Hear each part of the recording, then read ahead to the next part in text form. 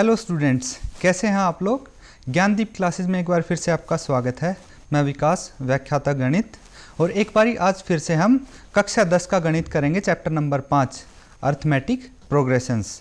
तो पिछले सत्र में जो किया था उसके आगे हम कंटिन्यू करते हैं और आज इस चैप्टर को कंप्लीट करते हैं। तो क्वेश्चन नंबर 16 तक हमने किया था। ये जो एक मैंने बताया था कि इसके आखिरी के कुछ क्वेश्चंस हैं वो आपके रियल लाइफ बेस्ड हैं, तो वही क्वेश्चंस हम आगे करते हैं। क्वेश्चन नंबर 17 आप निकालिए, एक्सरसाइज 5.3 का क्वेश्चन नंबर 17 करते हैं। तो इसमें भी एक रियल लाइफ एग्जाम्पल दिया हुआ है। क्या है, आप क्वेश्चन पढ़ सकते हैं। एक स्कूल के विद्यार्थियों ने वायु प्रदूषण कम करने के लिए स्कूल के अंदर और बाहर पेड़ लगाने के बारे में सोचा। यह निर्णय लिया गया कि प्रत्येक कक्षा का प्रत्येक अनुभाग अपनी कक्षा की संख्या के बराबर पेड़ लगाएगा। उदाहरणार्थ, कक्षा 1 का एक अनुभाग 1 पेड़ लगाएगा, कक्षा 2 का एक अनुभाग 2 पेड़ लगाएगा, कक्षा 3 का एक अनुभाग 3 पेड़ लगाएगा इत्यादि। और ऐसा कक्षा 12 तक के लिए चलता रहेगा। प्रत्येक कक्षा के 3 अनुभाग हैं। इस स्कूल के विद्यार्थियों द्वारा लगाए गए कुल पेड़ों की संख्या ज्ञात कीजिए। तो ये बहुत ही सिंपल है। क्वेश्चन थोड़ा बड़ा दिया हुआ है क्योंकि अच्छे से आपको एक्सप्लेन किया गया है कि क्वेश्चन में क्या हो रहा है। तो ध्यान दीजिए, अगर आपने दिया होगा कि क्या किया गया है कि विद्यार्थियों ने कुछ पेड़ लगाने का निर्णय लिया। तो कैसे पेड़ लगाएंगे वो, कि जो कक्षा 1 का विद्यार्थी होगा तो कक्षा 1 का एक क्लास 1 पेड़ लगाएगी, लेकिन उसके एक कक्षा के कितने अनुभाग हैं, 3 अनुभाग हैं। मतलब एक अनुभाग अगर 1 पेड़ लगाएगा, दूसरा अनुभाग भी 1 ही पेड़ लगाएगा और तीसरा भी 1 ही पेड़ लगाएगा, तो कक्षा 1 के कुल 3 पेड़ हो जाएंगे। क्यों? क्योंकि उसका हर अनुभाग 1-1 पेड़ लगाएगा। ऐसे ही कक्षा 2 हो गया तो कक्षा 2 का हर अनुभाग 2-2 पेड़ लगाएगा। अनुभाग मतलब सेक्शन, जैसे section A, section B, section C होते हैं, तो तीनों सेक्शन कक्षा 2 के 2-2 पेड़ लगाएंगे। कक्षा 3 के 3-3 पेड़ लगाएंगे। कक्षा 12 के तीनों सेक्शन क्या करेंगे, 12-12 पेड़ लगाएंगे। तो इसमें आपसे पूछा गया है कि कुल पेड़ों की संख्या कितनी होगी, तो आपको बताना है ये कुल पेड़ों की संख्या। आइए इसको हम करते हैं। एक्सरसाइज 5.3। अब देखिए 17 क्वेश्चन है। तो इसमें क्या बोला गया है, मान लीजिए हम यहाँ ऊपर लिख लेते हैं कक्षा 1, कक्षा 2, 3, 4 और ये कक्षा कितने तक है, कक्षा 12 तक। ऐसे ही इसके अनुभाग होंगे ए, बी, सी। मान लीजिए ये 3 सेक्शन है और ये 12 तक कक्षाएं हैं। अब क्या करना है, अब करना ये है हमें कि ये एक कक्षा का एक अनुभाग कितने पेड़ लगाएगा, 1 पेड़ लगाएगा। ठीक है भाई। अब इस कक्षा का दूसरा अनुभाग 1 पेड़ लगाएगा। क्यों? क्योंकि ये कक्षा 1 है, कक्षा 1 का 1 पेड़ लगाएगा। तो तीसरा अनुभाग भी 1 पेड़ लगाएगा। अब देखिए कक्षा 1 द्वारा कुल पेड़ कितने लगाए गए हैं, हर अनुभाग 1-1 पेड़ लगाता है तो कुल 3 पेड़ लगाए गए हैं। ऐसे ही कक्षा 2 का हर अनुभाग 2-2 पेड़ लगाएगा, तो हर सेक्शन अगर 2-2 पेड़ लगाए तो कुल पेड़ 6 लगाए जाएंगे। ऐसे ही कक्षा 3 के 3-3 पेड़ लगेंगे तो कुल पेड़ कितने लगेंगे, 9। ऐसे ही करके 12 और आगे चलता जाएगा।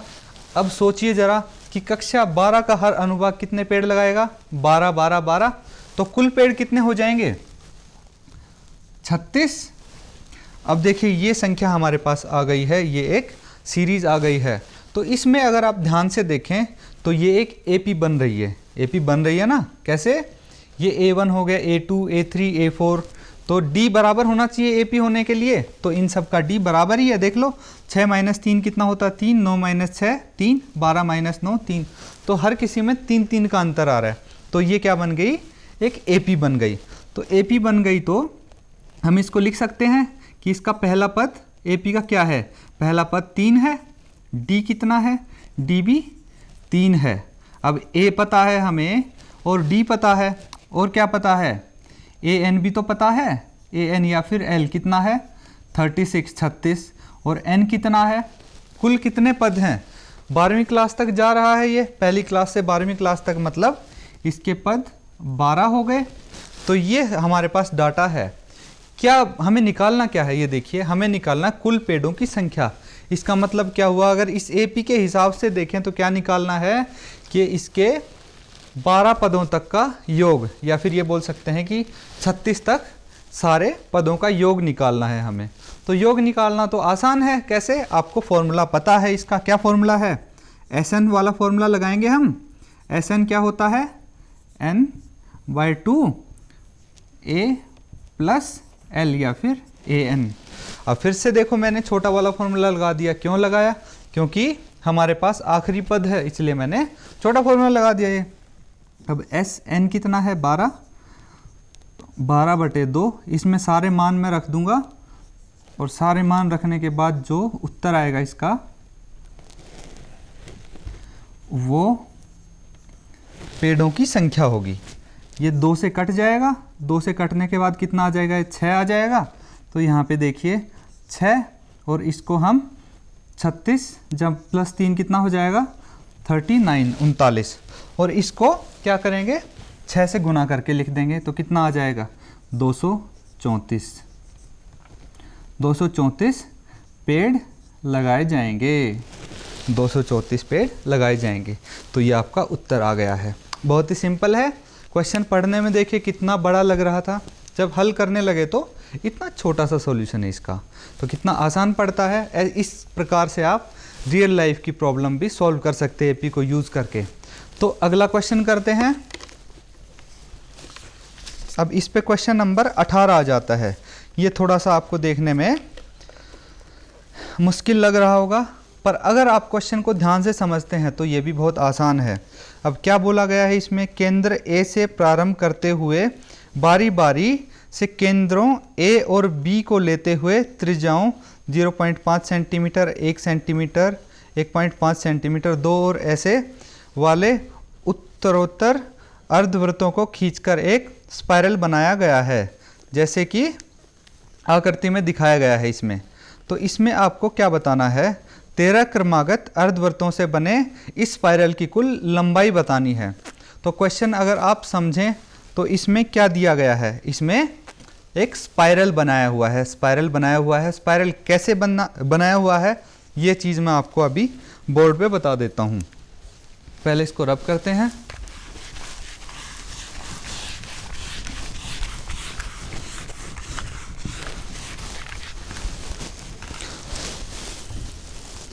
तो यहाँ देखिए 2 केंद्र ले लिए मैंने, 2 सेंटर ले लिए। क्या ले लिए, A और B, 2 केंद्र लिए।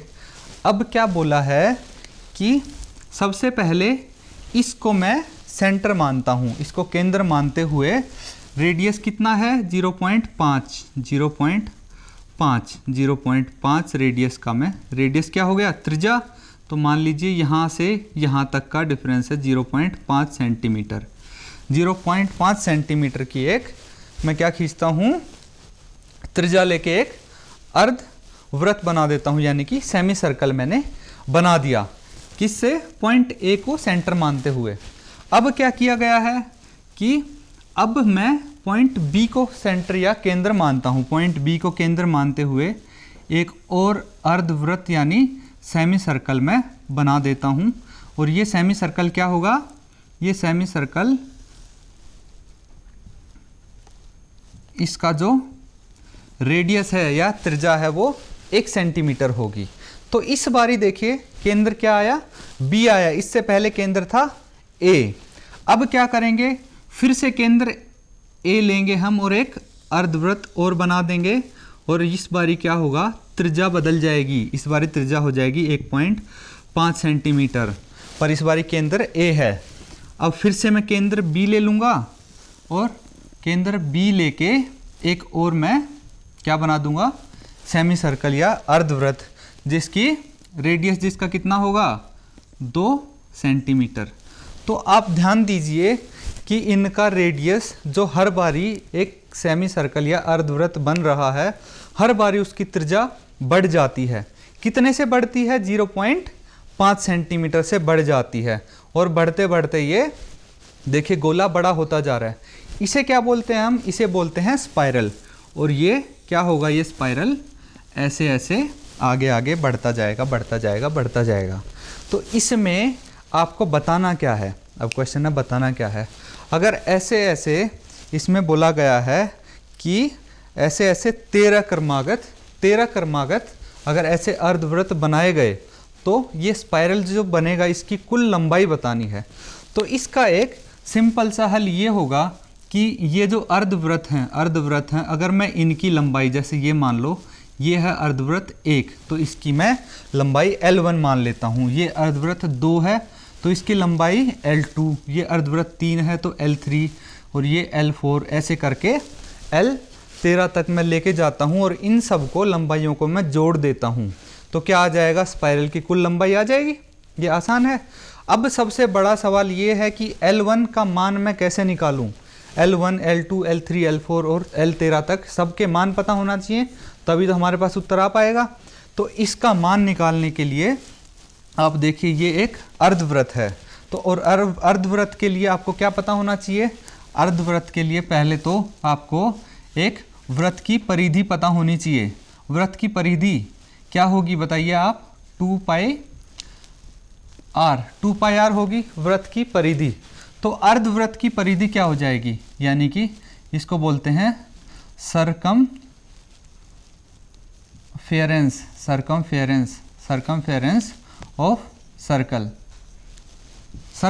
ऑफ सर्कल है। लेकिन अगर सेमी सर्कल का हम निकालें, सेमी सर्कल यानी कि अर्धवृत्त, सेमी सर्कल का निकालें तो इसको हम आधा कर देंगे।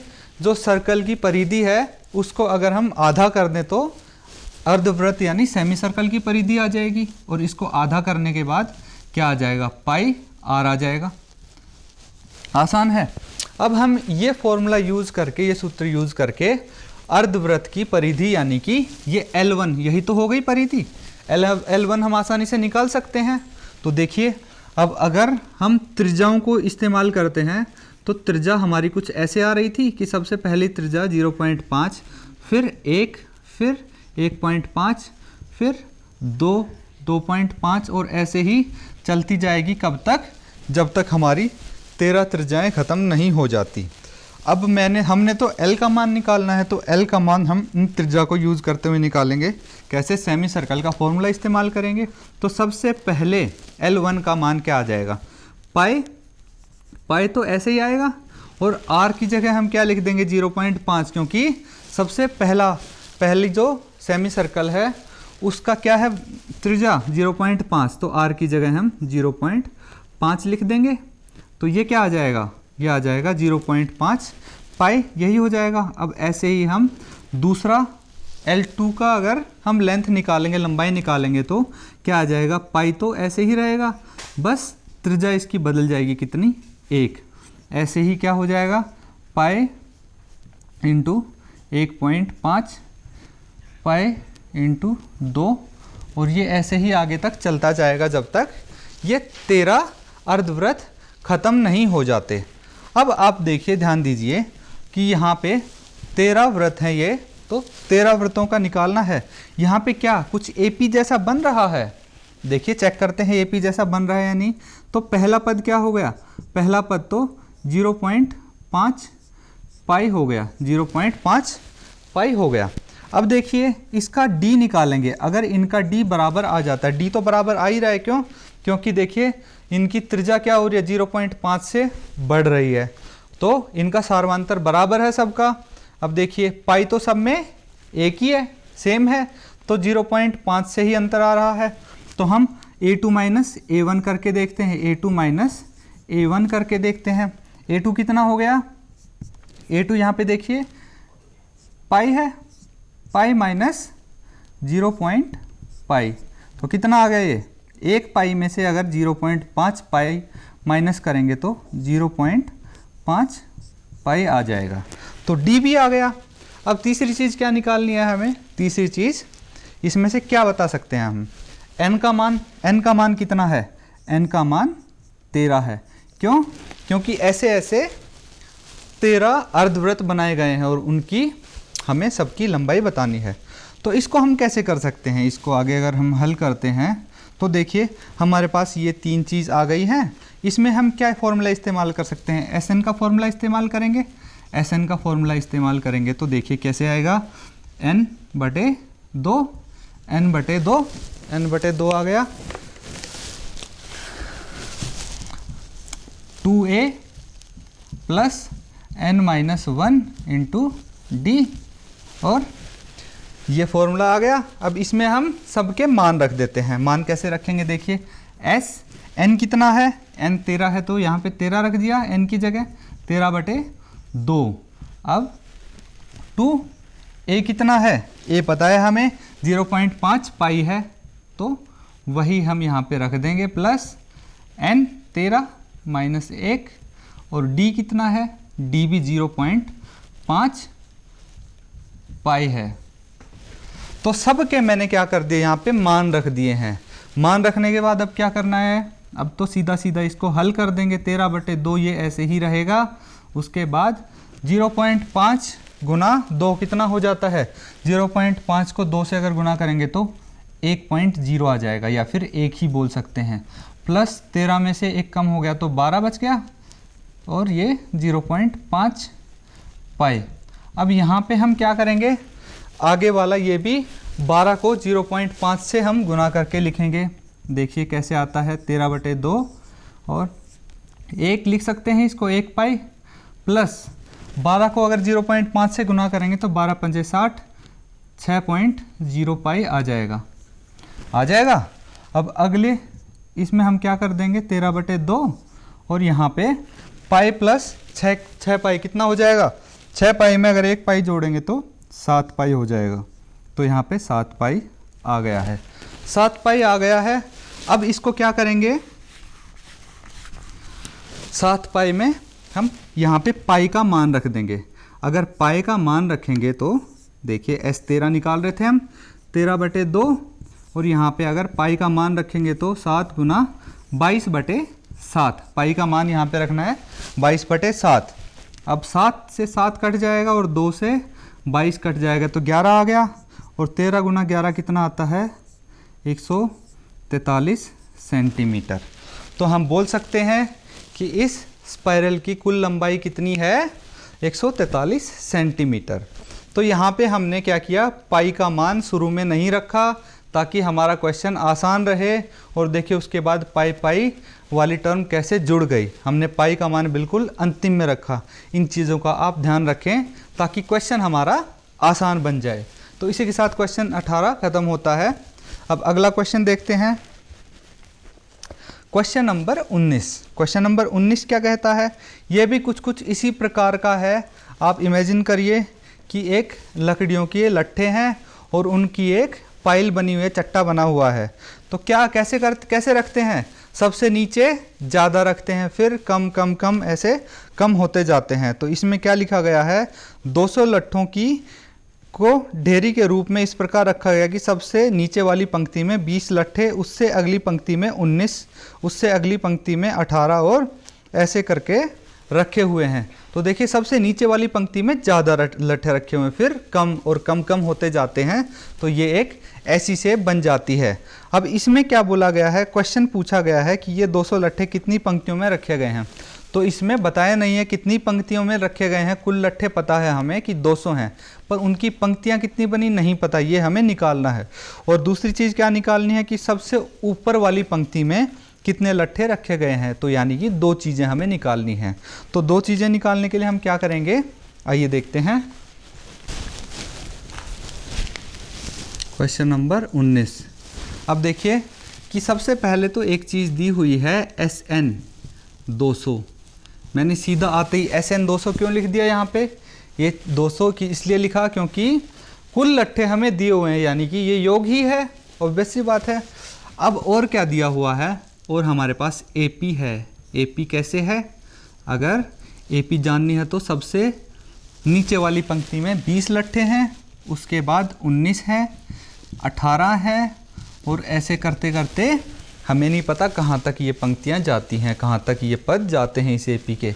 अब आप बोलोगे कि हम कैसे कह सकते हैं कि ये AP है, बिल्कुल कह सकते हैं। पहले तो मैं इसका पहला पद लिख देता हूँ, कितना है 20 है, फिर D निकालते हैं हम।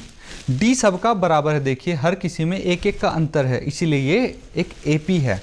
तो D कितना हो गया 19 - 20, A2 - A1 ही तो करते हैं, तो 19 माइनस 20 ये आ गया -1, -1 आ गया इसका d। तो ये चीज़ हमें दी हुई है और कुछ तो नहीं दिया हुआ। अब हमें क्या करना है, हमें n का मान निकालना है। अब कैसे पता लगा कि n का मान निकालना है, अभी बता ही देता हूँ। देखिए 20, 19, 18 ये क्या है, इस एपी के पद हैं। तो हमें क्या बताना है कि इसमें कुल कितनी पंक्तियां हैं। पहली पंक्ति में 20 रखे, दूसरी में 19, तीसरी में 18। कहाँ तक जाता है हमें नहीं पता, तो मान लेते हैं ये n तक जाता है, तो n का मान हमें निकालना है। उसके बाद क्या निकालना है कि जो आखिरी पंक्ति है इस लाइन में, जो इस एपी में आखिरी पंक्ति आएगी उसका मान क्या होगा, यानी कि सबसे ऊपर वाली पंक्ति में कितने लट्ठे रखे होंगे। तो इसको हम an से डिनोट करते हैं। इसका भी हमें नहीं पता, तो an भी हम निकाल सकते हैं। ठीक है, आइए निकालते हैं। यहाँ पे फॉर्मूला हम क्या लगा देंगे, Sn वाला ही लगाएंगे। Sn वाला क्यों लगाएंगे, क्योंकि Sn का मान दिया हुआ है, तो उससे हमें कुछ वैल्यू मिल जाएगी। अब देखिए n/2 ये फॉर्मूला लगेगा 2a + n-1 × d।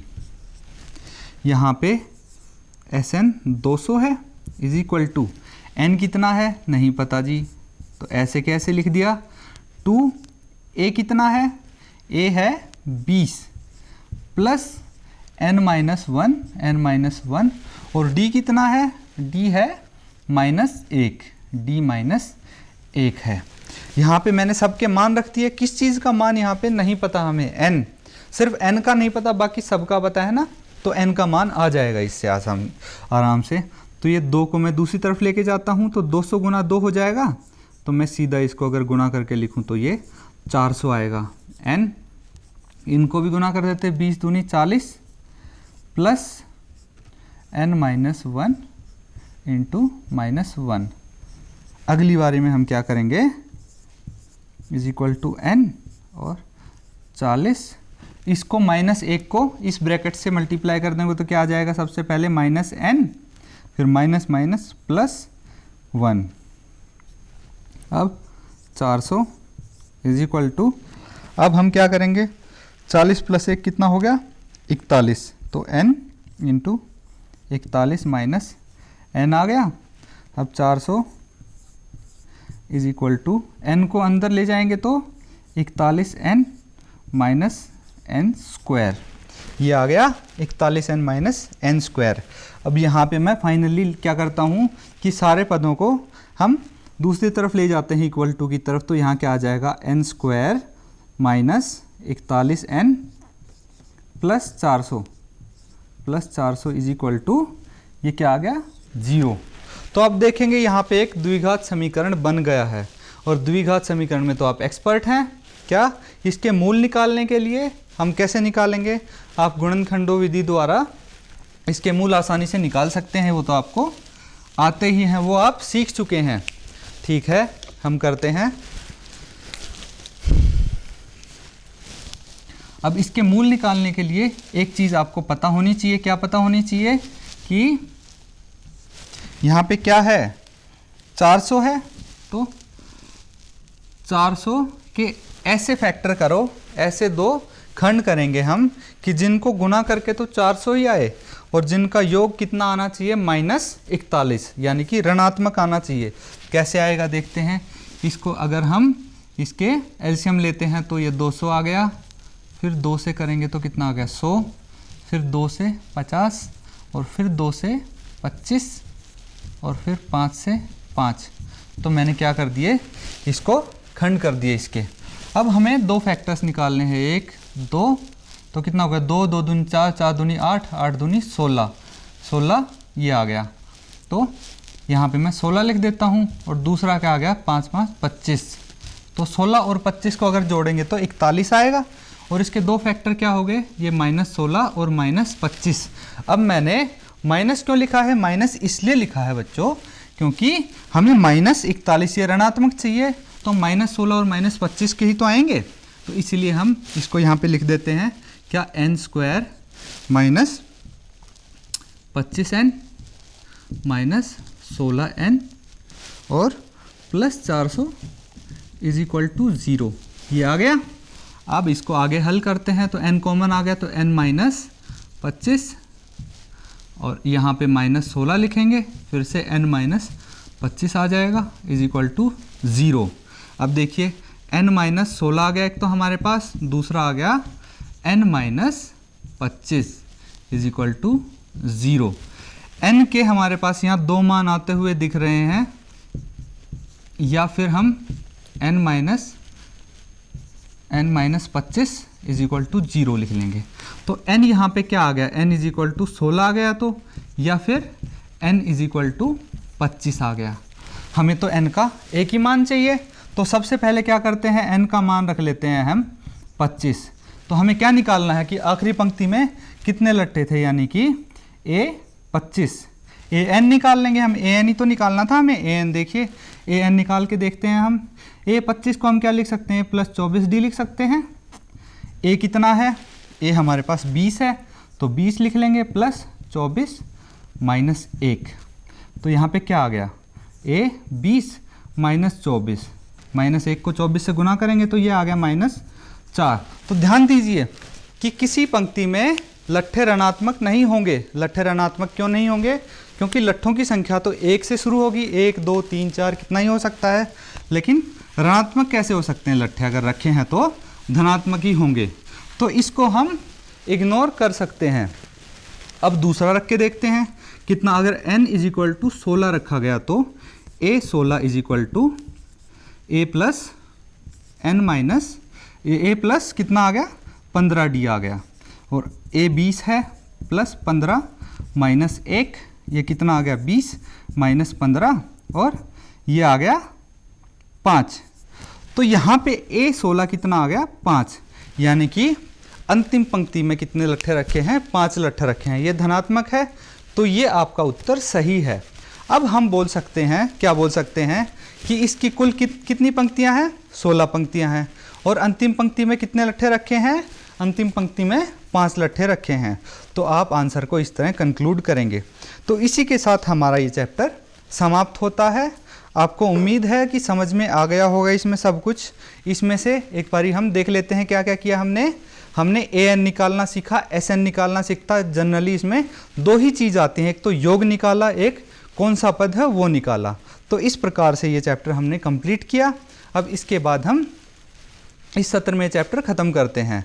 अगर आपके किसी की वीडियो छूट गई है, आपके दोस्त की छूट गई है, तो आप हमारे YouTube चैनल DD उत्तराखंड पे ये वीडियो दोबारा देख सकते हैं। इसी के साथ लेक्चर ख़त्म करते हैं। Thank you and have a nice day.